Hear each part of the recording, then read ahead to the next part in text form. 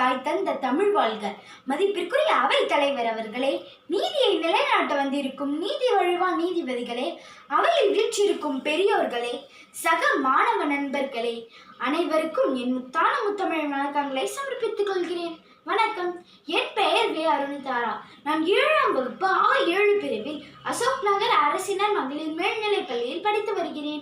இன்று நான் வெல்க தமிழ் என்னும் தலைப்பில் தொன்மை தமிழின் மாண்புகளையும் தனிச்சிறப்புகளையும் பற்றி எடுத்துரைக்க விரும்புகின்றேன்.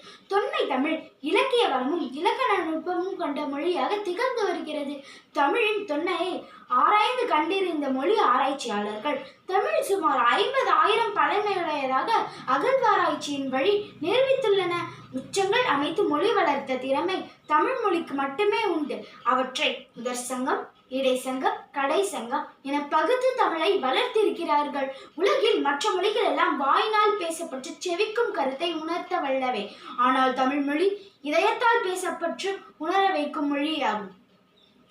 நம் எண்ணங்களை பிறருக்கு தெரிவிக்கவும் பிறருடைய உணர்ச்சிகளை நாம் புரிந்து கொள்ளவும் உதவுவது மொழியாகும்.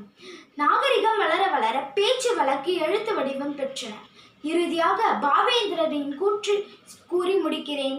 தமிழுக்கு அமுதென்று பேர், அந்த தமிழ் இன்ப தமிழ் எங்கள் உயிருக்கு நேர் என பாவேந்திரனின் கூற்றுப்படி உலகில் மூத்த மொழி என்றும் வெல்லும்.